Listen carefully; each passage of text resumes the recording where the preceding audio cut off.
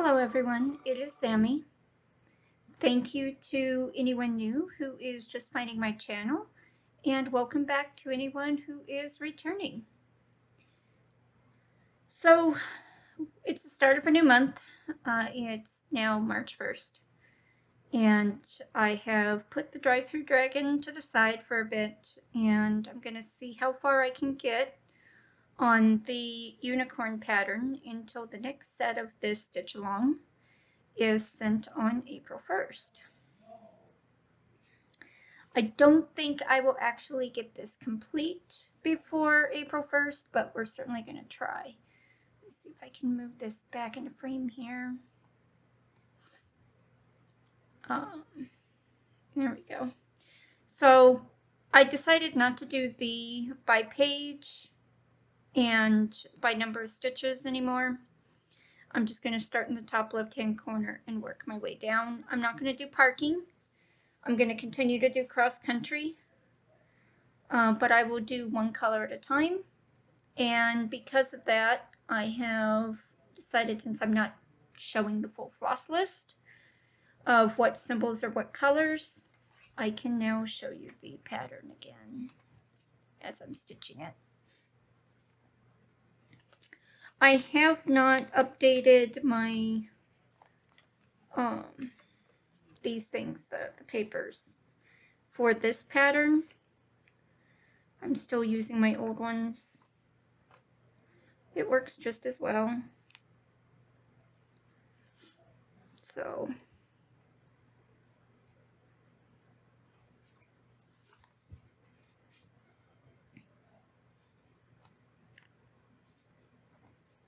yep.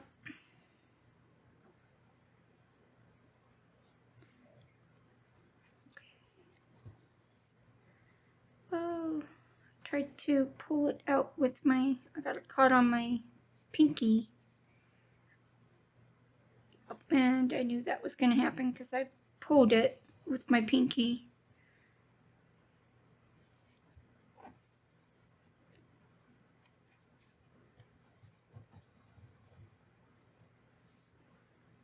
And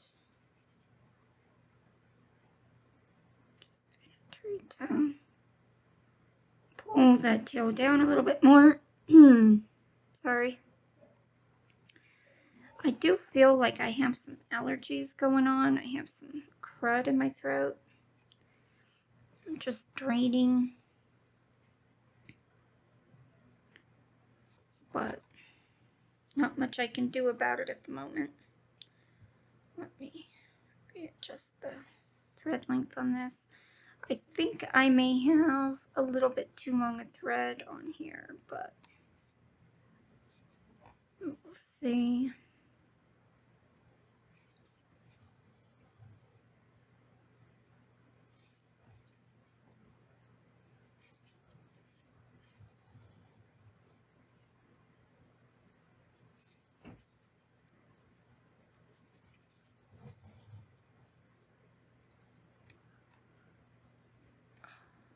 Sometimes I wish this chair would go lower. I got a new computer chair for Christmas, and that was basically Dad's gift to me. He gave me the money to buy whatever computer chair I wanted.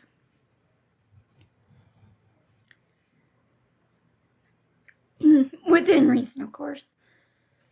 Oh, excuse me. Wow.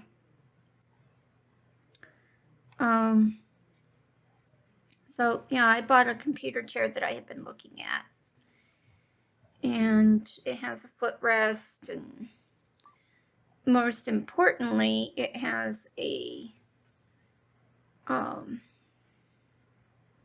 adjustable back. So, most chairs, they will flex backwards and forwards, but the height of the back is fixed, even if it has a lumbar support, which means that for people like me who are short, that lumbar support usually is not in the right spot.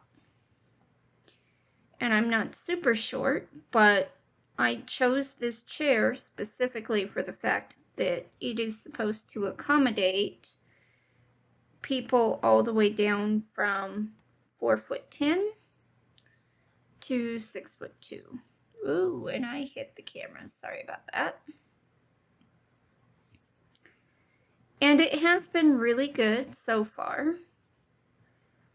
It is a full mesh chair, so it's very breathable. And my last chair was a gaming chair, which had that faux leather on it. And me and faux leather don't tend to work very well. It was breaking apart pretty bad. I'm gonna go down here and do these. So I got a new chair, and it does work well, but there's times that I wish it went further down to the ground. Just for like when I'm doing my stitching and stuff, because I can't seem to get, even with this stand, all the way fully upright unless I tilt it at kind of a weird angle and tilt this whole thing up. I can't get it up to where I don't feel like I'm hunched over it.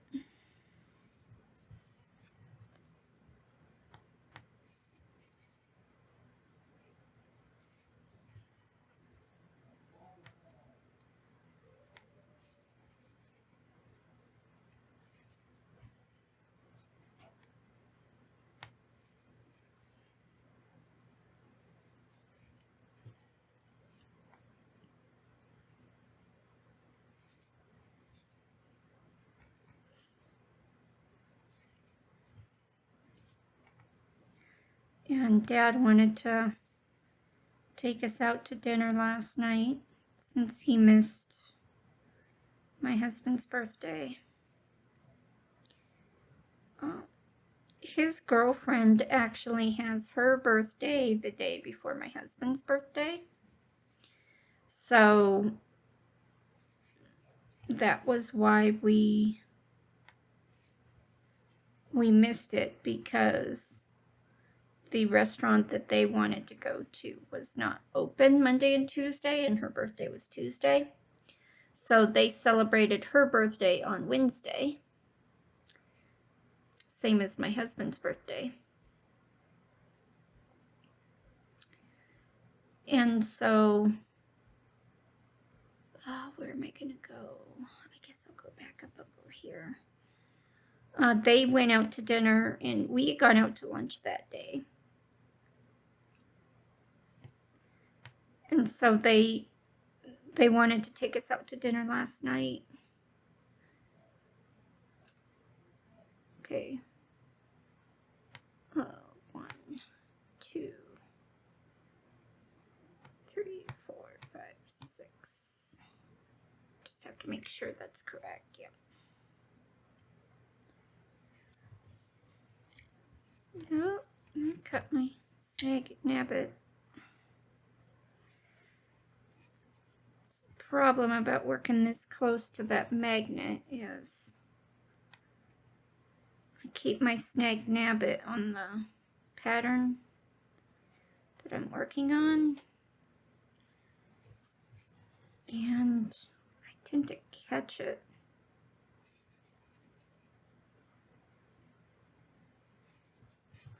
And so this is actually the second snag nabbit I have bought this year.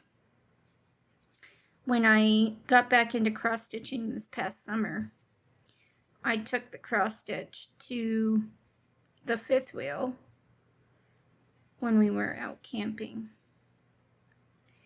And 1, 2, sorry, I had to count there. Packing everything up, I thought I had literally packed everything up, and I got home and my snag nabbit was missing. No idea where it went. And when my husband went up with Dad to help pack up the fifth wheel to bring it home, because we leave it up at the Elks Lodge for the summer. Well, we had to pack it up and bring it home after the summer. I asked him to specifically look around the recliner that I sat in and cross-stitched to see if maybe it fell inside the recliner, it fell on the floor, you know, whatever. Never found it. So, I don't know. It just disappeared. Because it wasn't in the cross-stitch bag that I had put everything in. You know, and I take a Joann's bag that I put my cross-stitch, my Q-snap, and everything in. Which, I don't know what I'm going to do this year, because I'm going to want to take this stand with me. And to be honest, I don't know how well it's going to work using this stand with that recliner. Because I was cross-stitching holding the Q-snap in that recliner, so I would alternate what hand was holding the edge of the Q-snap. And it worked okay, but yeah, we'll see.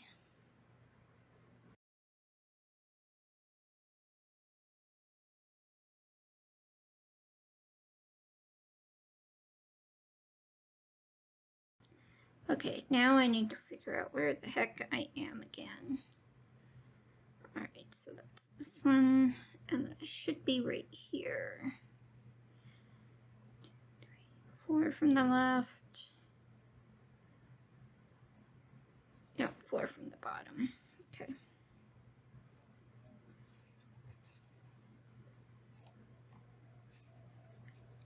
I completely forgot what I was saying. Oh.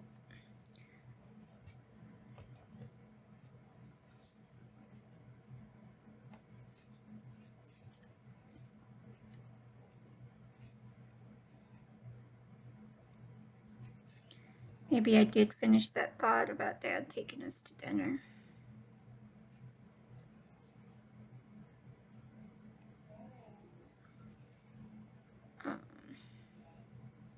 We went to a buffet. I don't think I said that. We had gone to a buffet so that everybody could have what they wanted. Because Dad's girlfriend and my husband both love shrimp. And the buffet was doing steak and shrimp. So they got lots of shrimp. They both enjoyed their fried shrimp. Dad and I, we got steak. We don't eat seafood. I mean, I can eat it in small amounts.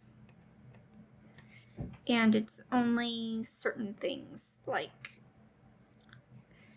if I have any shrimp whatsoever, I will immediately start throwing it all back up.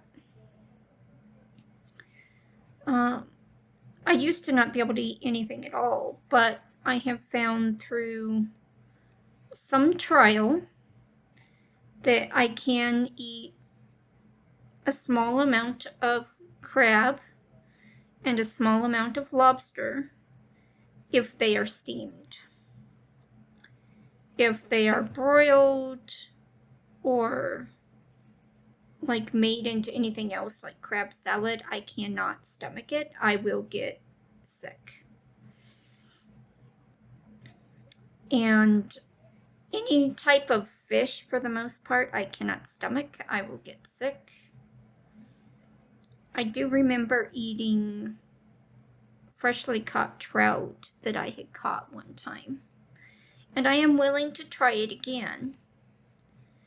But I do also remember that I was only able to eat about half a fillet before my stomach just went, no more.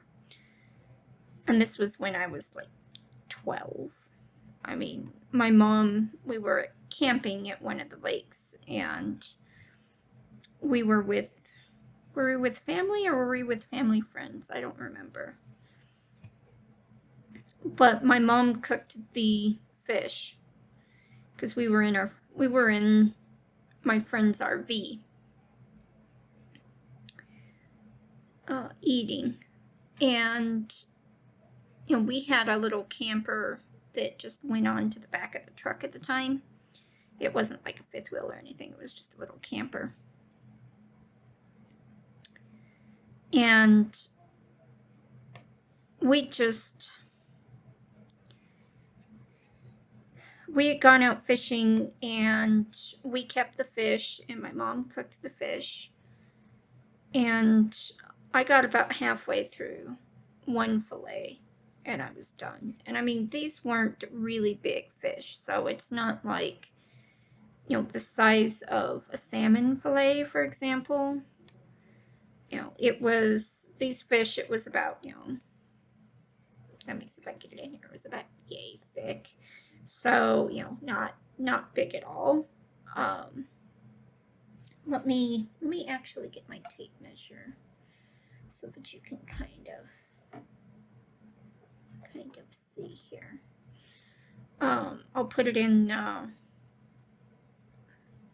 US measurements. So at most it was maybe, I'd say, 3/4 of an inch thick. So that would be about a little over 2 centimeters thick. So it was a small fillet, and the fillet itself was maybe maybe 6 inches. So roughly 15 centimeters, give or take. I know that's not exact. It's a little over 15 centimeters, but it wasn't that big. And my mom pan fried them. And I ate about a half of it. Because, of course, there's 2 fillets, one on either side of the fish. I ate about half of it, and I couldn't stomach it anymore.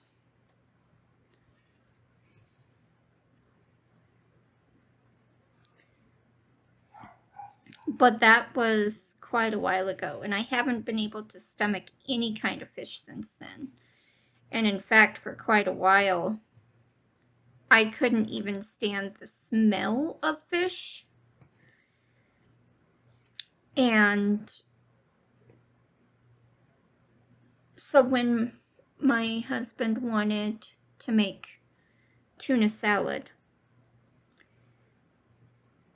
and this was when I was working at a call center, he would specifically wait to make the tuna salad until I was at work, so that the smell could get moved out of the apartment we were living in at the time. And then after we moved into the house, same thing at the house. And that smell could get moved out of the kitchen and out of the house before I got home. Because I would literally start gagging. I have gotten better. He can make it now without me even really smelling it for the most part. And when I do smell it, it's not that bad. So I have gotten better. But through my trials, I have found that I cannot handle shrimp at all. And I cannot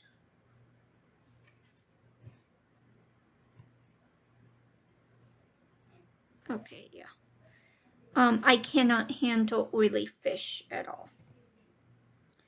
So my husband got salmon a couple of years ago. We took him to a good steakhouse that served salmon, because that's really what he was hungry for his birthday one year. And I tried it. He goes, "It's really good salmon." He goes, "Do you want to try it?" And I said, "Yep, I'll try it." And he gave me one bite. And I'm like, yeah, it's pretty good. So if I didn't have the reaction that I do, I probably would love salmon. But he gave me a second bite, and after that second bite, I thought I felt my throat closing. Now, not like an allergic reaction, but kind of like, your body's going, if you eat anymore, you are going to be so incredibly sick. So, yeah, that ended that.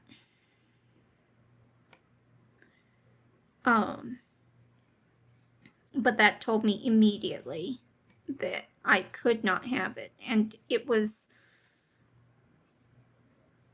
a very oily fish. Salmon usually is. So, and I can have more crab and more lobster if it's steamed, as I said. I found in my trials that if I have it broiled or such, I cannot eat it. It literally causes the same thing.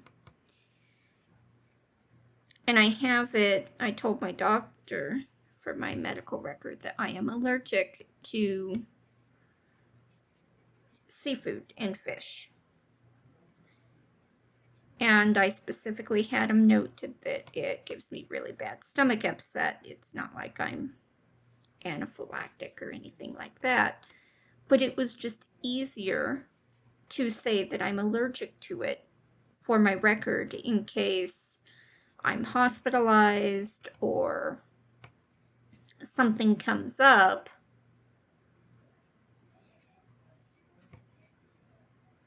Than to try to have to explain, hey, I can't eat any fish. The one thing I haven't tried, which I probably should, is trying to take some of those fish oil supplements to try and get some more good omega fats. And since I can have small amounts of like crab and lobster, I might actually be able to stomach those. And that might be a good way for me to get more beneficial omegas into my system. But I don't know. I don't know if I'm going to get these last 2 stitches in. I'm going to be playing thread chicken here. I want to try and get these last 2 stitches in. Oh yeah, this is definitely going to be tight.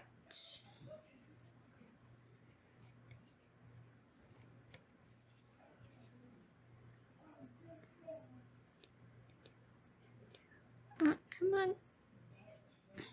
Trying not to pull the thread out of the needle. There we go. So I did get them in. I don't really have many stitches to...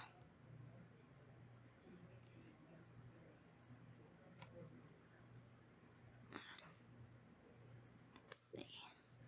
Do I have enough to pin it off? I'll probably have to put it in backwards using the eye of the needle here. Sorry, I think I hit my phone that I'm using to record. Not sure that I can I get the tip around? I might be able to. Oh, I am. I'm doing this backwards and I've got my hand in front of the light, sorry. Yay, I got it pinned off. Okay, so I was able to get those last 2 stitches in. All right.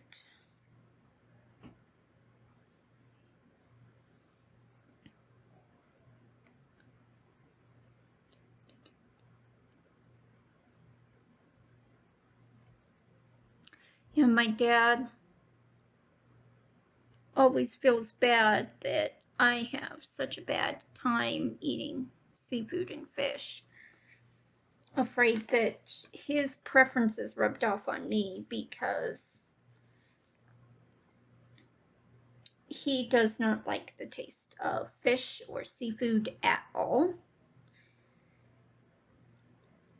And so he was worried for a while that he caused me to not like seafood. Because my mom loves tuna. She absolutely loved tuna. She would stop at Subway and get their tuna salad sandwich, but she especially loved their tuna salad.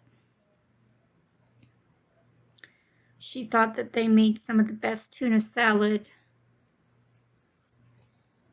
outside of some seafood restaurants, of course.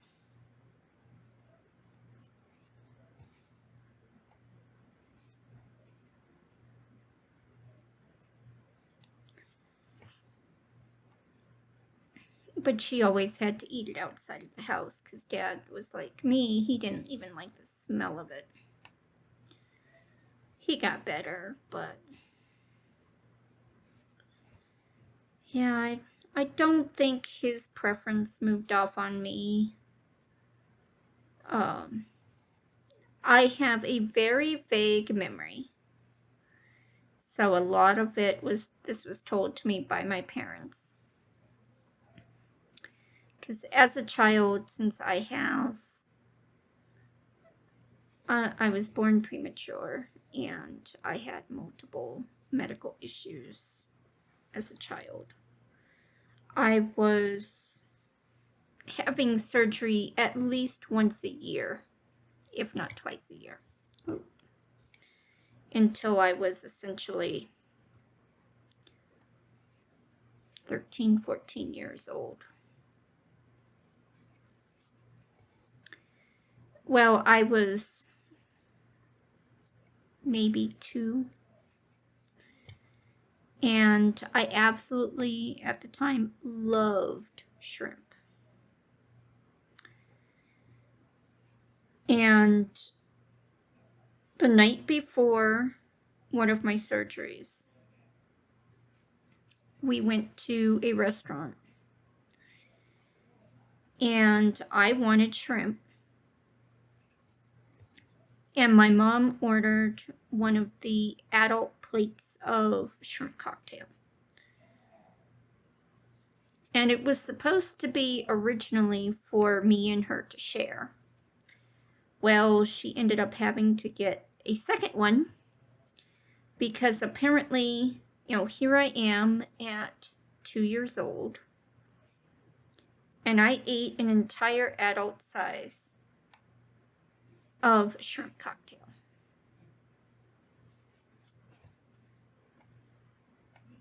And then the next morning, because, no food or drink after, I think it was 10 o'clock at night, if I remember what they told me correctly. And the next morning, I went in for surgery.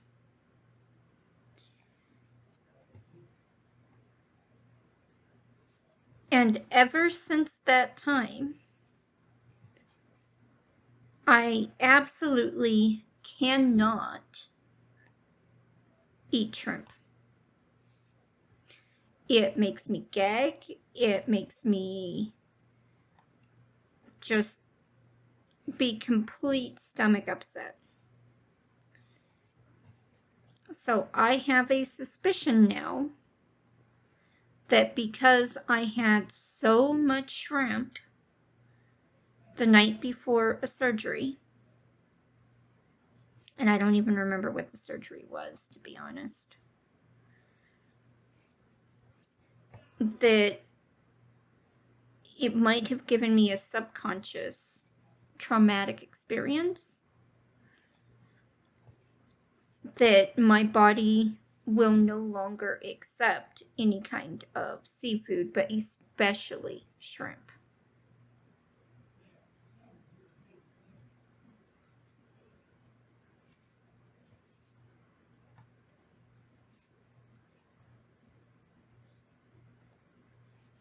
I don't know.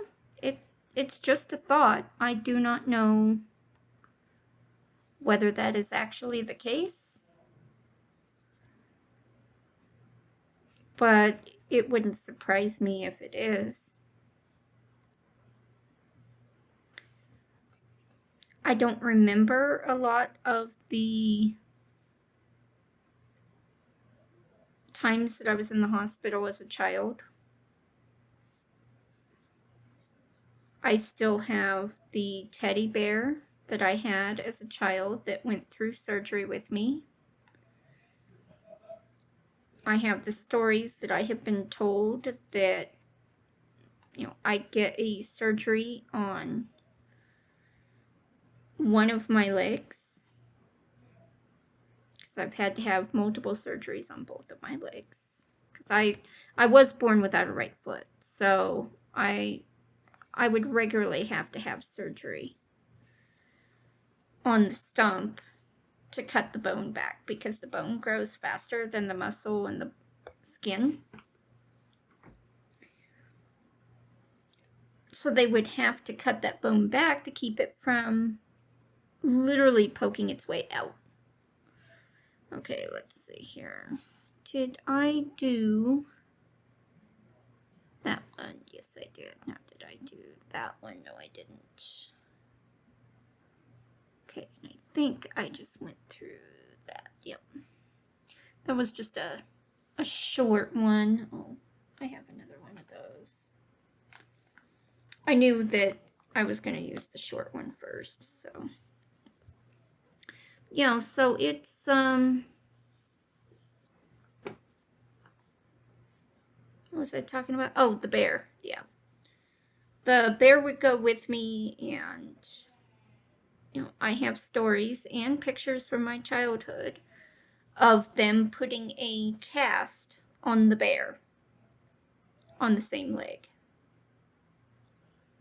And then when I got my cast off, they would take the cast off the bear. I don't remember any of that.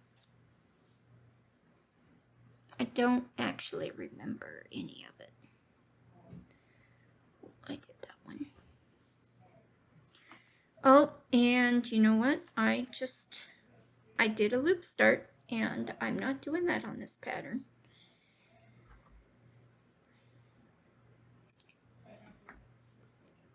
Wow.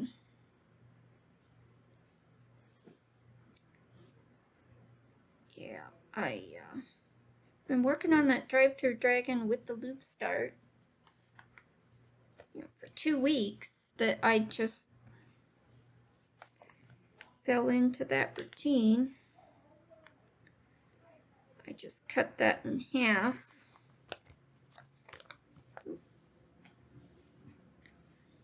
So that it's not so long, and I'll use it as a single strand.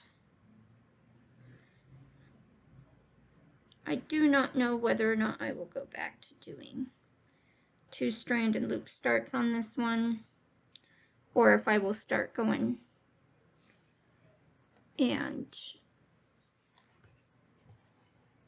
to using single strand but then twice on the drive-through dragon. I haven't made that decision yet.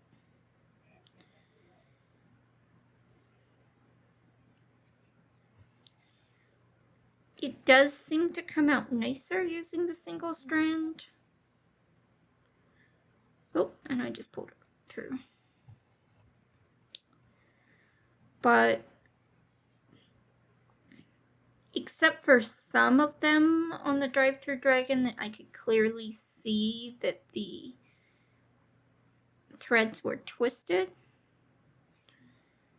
and they came out as a clear twist, so they didn't lie flat at all. They literally looked like they were twisted around. I'm not really seeing that much of a difference.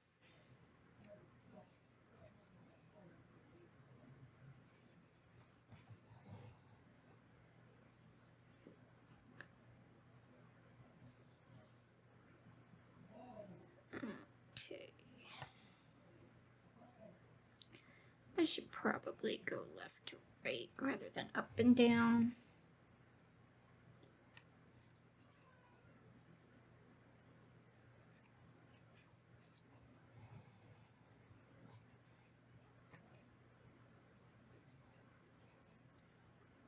because with so many,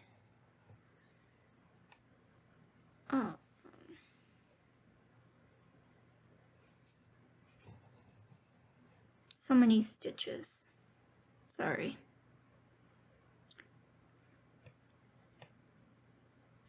I had actually completely lost count, so I had no idea where I was.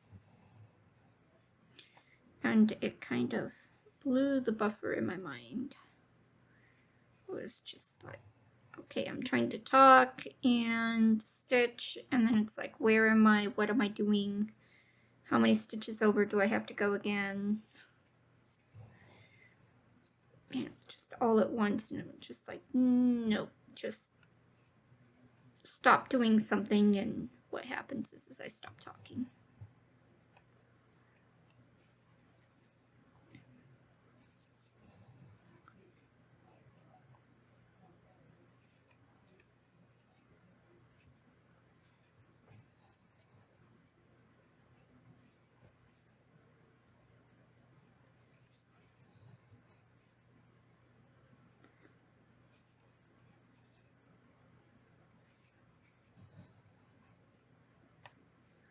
Okay, I'm gonna kind of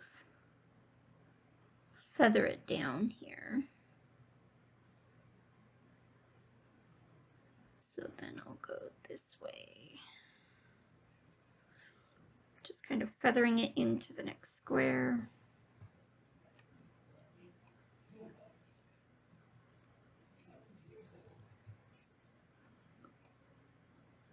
And okay, this is all the way back over.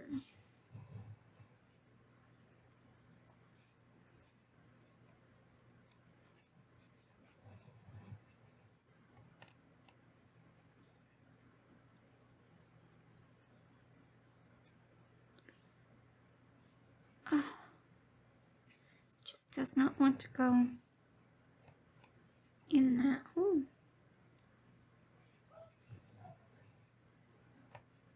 And so I was looking at the floss list today because I was setting up some floss onto those paper floss cards to get prepared for stitching.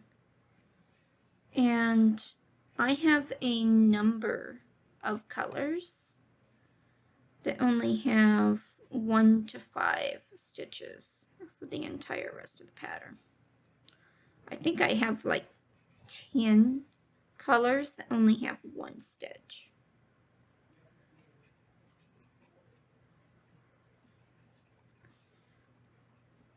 And it's like, wow.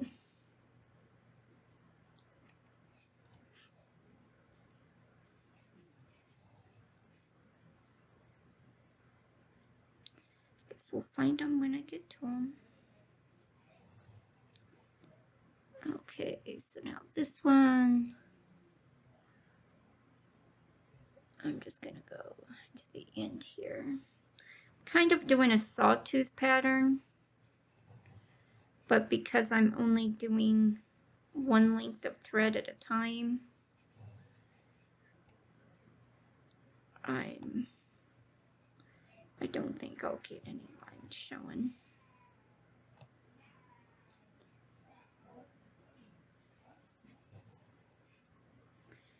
I don't pull very tight, so I'm not really loose either, but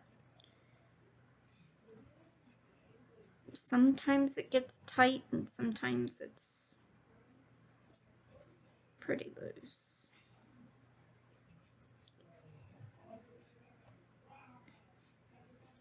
Just enough to get it through.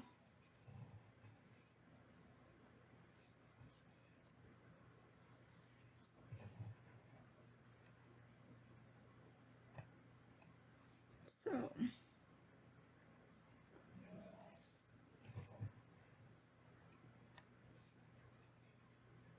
let's pull that a little bit. There we go.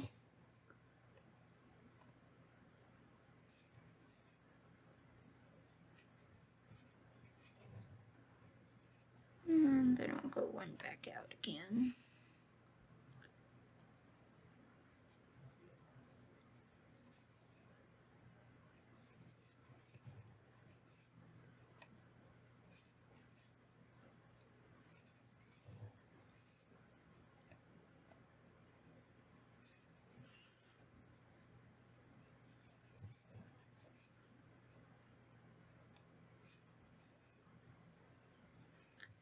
So one of my goals this year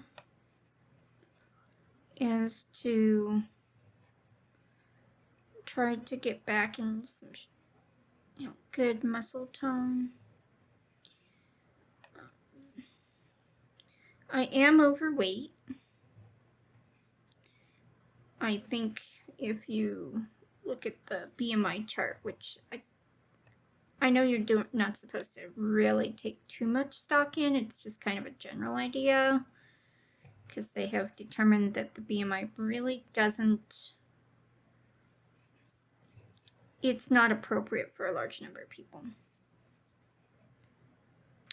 But it gives you a general idea. It would say I am actually just in the obese category. And I know I have been holding on to excess weight for a while, actually.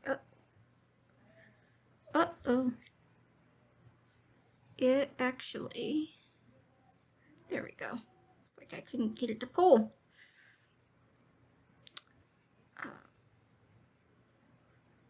I gained a large amount of weight the year that my mom died. And that was totally on me. It was a very bad year for us, because I had to quit my job at the call center. There's a reason why call centers have such high turnover rate. It is a very tough job. You deal with a lot of abuse. Because, when customers are having issues, they don't tend to be nice to you. Sometimes they are. Many times they are. But a lot of times they're not.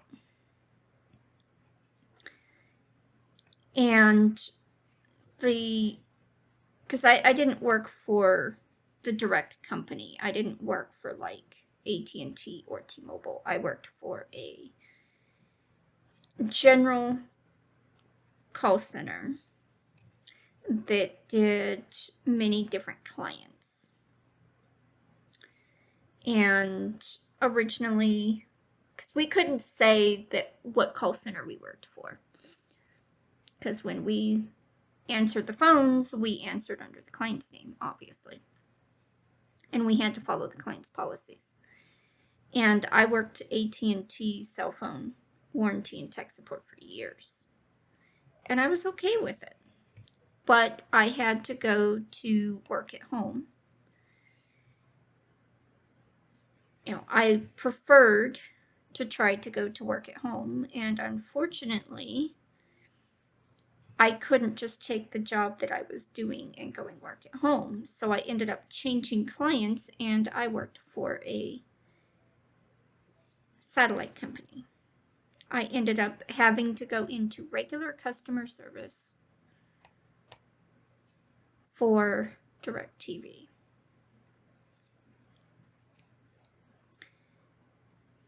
And I thought that AT&T's customers were bad. Oh, DirecTV was so much worse. So much worse. And it was also some of the policies that DirecTV had compared to AT&T that just made it that much worse. So even on customer service, and they have probably changed it since then. This was over about 10 years ago now. In customer service, we were required to pitch a sale every single call, or we would be in trouble for it. Even if the customer was calling to cancel their account, before we transferred them to retentions, we had to try to pitch them a sale. extra movie package, whatever. And because of that policy, the customers, rightly so, would get very abusive.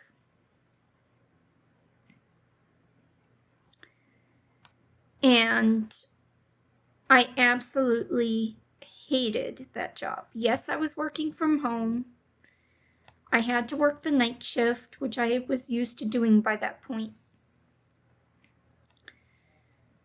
But I absolutely hated that job because the amount of people that would just get downright nasty when I would offer them, hey, I can offer you stars for X amount for 3 months or whatever. They would just get downright nasty.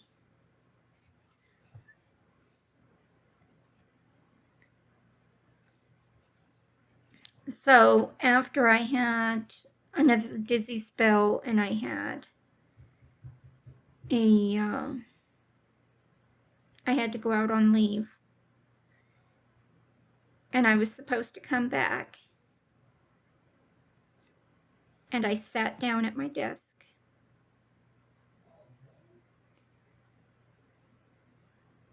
and started to log into my system. And as I was putting on my headset, I was in such a mental state that I literally had a panic attack. Oop. Sorry about that. And so I ended up logging back out, and I waited for about 5-10 minutes, hoping that it would subside, because it's like, you're telling yourself you have to go to work, you have to go to work, you have to go to work.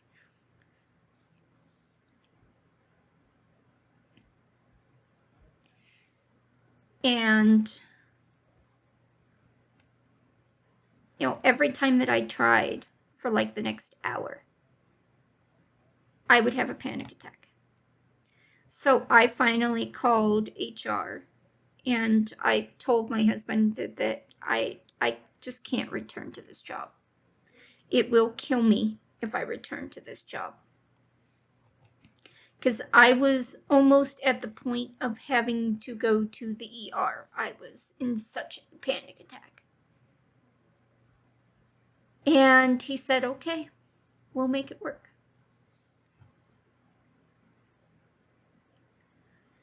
So I had to call HR and tell them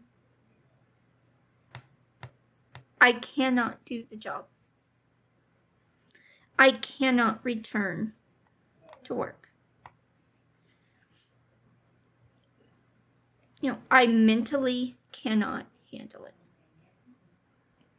And she understood, and she said that I was, she was going to mark me as having voluntarily quit, which meant that I did not qualify for unemployment because I voluntarily quit due to medical reasons, but still voluntarily quit. But I felt I had no choice. Now, if I absolutely needed to, I could probably go back to him, because she said she was going to mark me as eligible for rehire. And I went, thank you.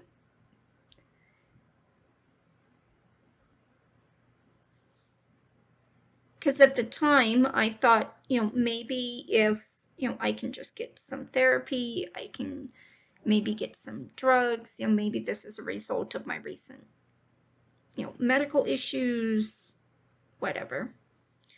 I'm just going to pull this off. It's really not that long. I might actually be able to return there if, I would lose all my seniority, but, I could return to work. Yeah. So I ended up doing a lot of freelance coding, and, for games that I was playing. So I made a couple $100 a month basically doing that. I was living off of our savings. My husband was looking for work, which, with him having been out of work and being a stay-at-home parent, he couldn't find work.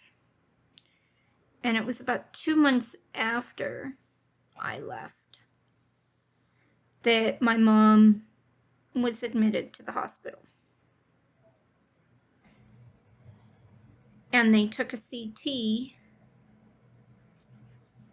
because the fact that she was losing feeling finally got them to do something. So they took a CT and they found that not only had her breast cancer returned, because she had had breast cancer 5 years before and had the surgery to remove it and the radiation, and she had been deemed clear. But not only had it returned, they hadn't caught it, that it had metastasized and had moved to her spine. And it was large enough that it was pressing on her spine. It had eaten away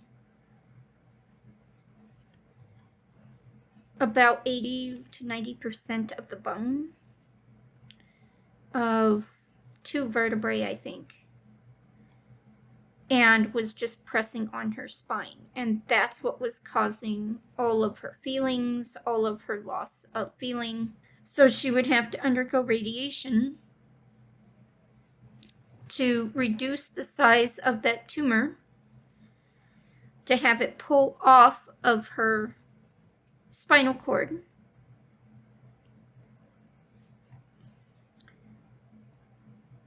so that they could go in after full radiation treatment and fuse her spine together.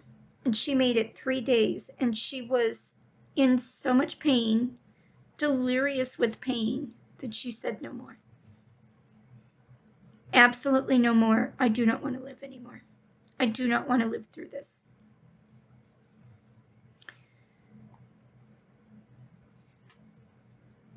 And it was 2 weeks after that she was gone.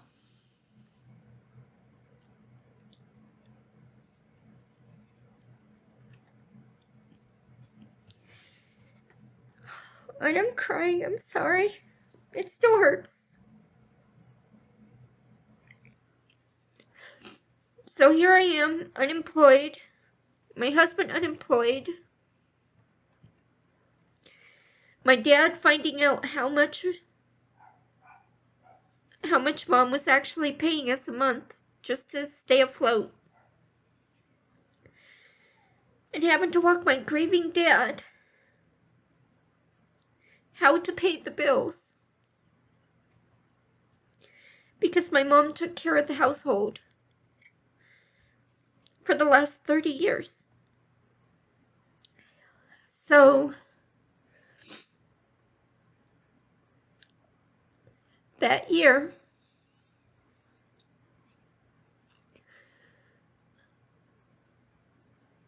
because everything literally went to hell,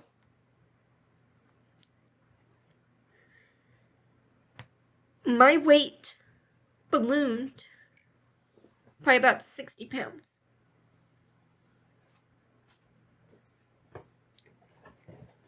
And that's, hold on a second, let me, because I'm literally sitting here crying.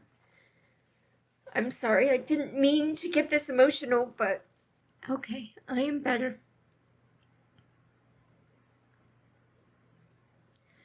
I think I'm okay now.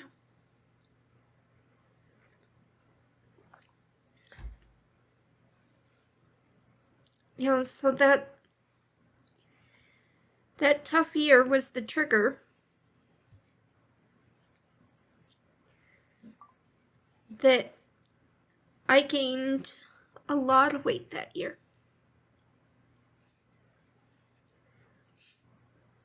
And I eventually did get hired at the company I'm working at now.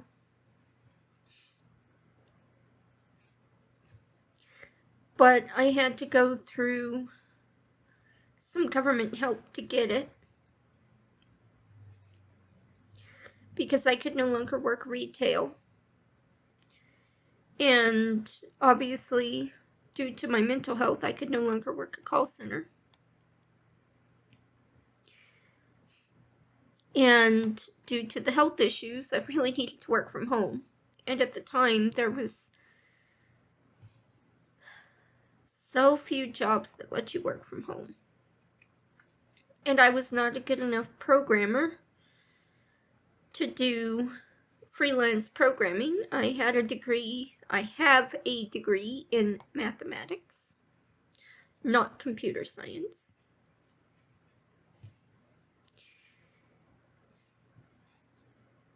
So my options were limited. But I finally did get the job that I have now.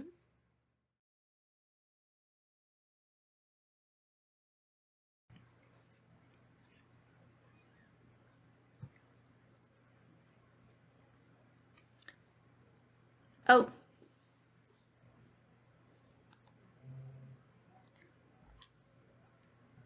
Well,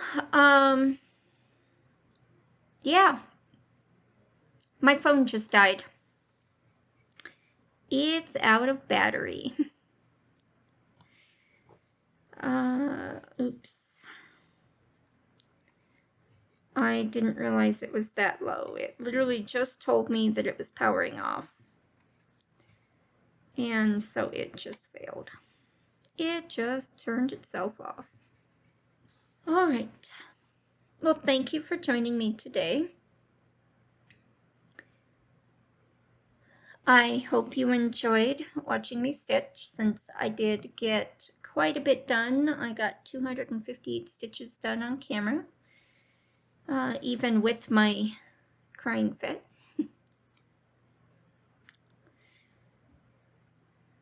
Positive energies to those who need it, healing energies to those who need it, and happy stitching.